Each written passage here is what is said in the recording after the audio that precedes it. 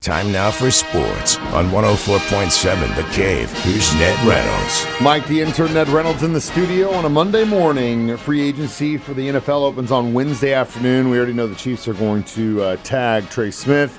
And over the weekend, the news came down that Nick Bolton is staying in the red and gold. He hasn't signed yet, but he will. He'll sign, and I think it's going to be a 3-year contract for $45 million, which is pretty good, and the Chiefs do need him. But right now, it looks like the Chiefs might lose a couple of players. Justin Reed may be one of them. In fact, many of the NFL pundits are saying, hey, he's gone. He's going to another team. He'll have to, more money.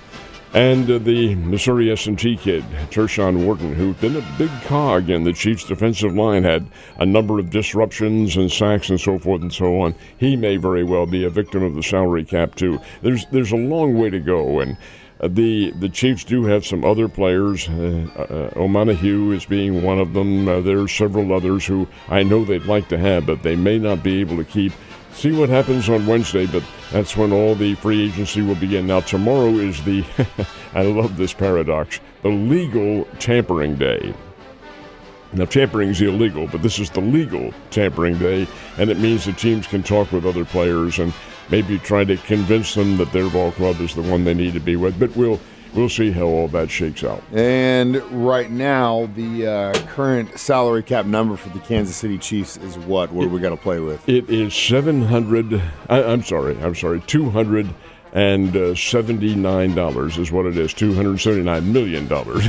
we'll get that right. Kind of hurt me there for a second. I was like, $279. Oh my God, they're screwed. Get some players on that one. $279 million is what it is, and the Chiefs are about $3 million above that right now. So by Wednesday, all teams have to get under that. And that doesn't mean they always stay there, but all teams have to get under that salary cap. So there's work to be done, and I think Kansas City, having the track record that they do with Veach and Mr. Hunt and so forth and so on, will figure out a way to get below that cap and then make some deals. But I don't think the Chiefs are going to be very busy in the free agent market.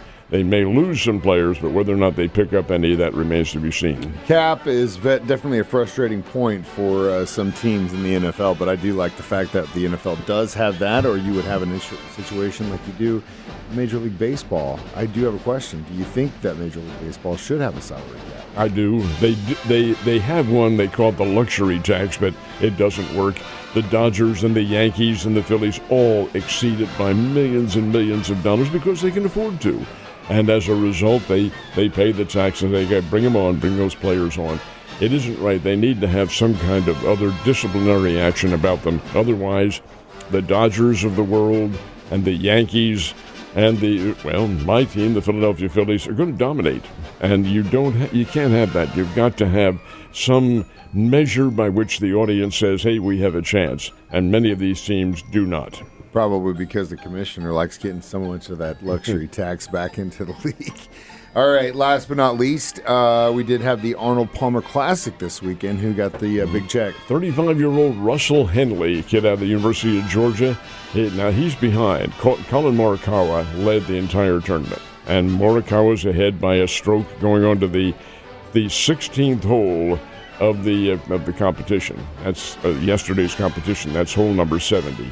So, indeed, here comes Russell Henley, and he chips in for an eagle, takes the lead, I should say, on one stroke. An eagle takes it by one and holds on to beat Colin Morikawa by one, and that's a big win for Russell Henley. He's been challenging for a number of years now, but never gotten over the hump. He did this time with that Arnold Palmer Invitational, and now the players go to the TPC, and that is a big one. So it is pretty much conference championship week for most of the conferences this week before the big dance happens here pretty soon, but before that can go down, who the teams vying for that championship glory? Well, in the Missouri Valley Conference, Drake won. The Missouri Valley plays early because they get the championship game on CBS, and it was right there, and I'll tell you, Drake is really good, and it's kind of good news, bad news. Good news is that the Drake Ball Club has a couple of players from this area. The bad news is Drake has a couple of players from this area.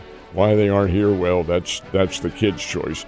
But two really good, solid ball players And indeed, that does happen. Anyway, Drake will represent the Missouri Valley Conference in the field of 68.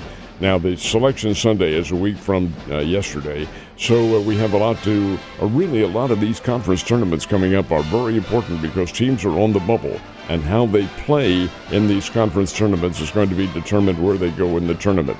And it's men and women. The Lady Bears play their conference tournament later on this week, and the Lady Bears are tied for first, so they will play Friday in Evansville, Indiana. Lots going on and lots to be decided. Go Lady Bears. In Missouri Prep basketball, which teams are going to be playing for those state titles this weekend? This is really good. It's 1, 2, and 3, classes 1, 2, and 3, and they go for the championships.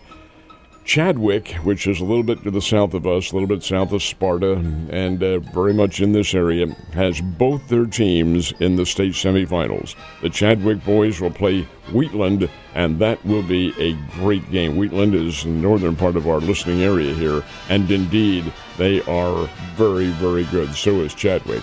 And the girls, Chadwick plays Walnut Grove, two perennial contenders for state championships. That's in Class 1. In Class 2, the girls from Norwood will play Skyline, and in Class 3, on Wednesday, the girls from Fair Grove will play at 4 o'clock against Lone Jack. Now, Classes 4, 5, and 6 are coming up this next weekend. Not this coming, but next weekend.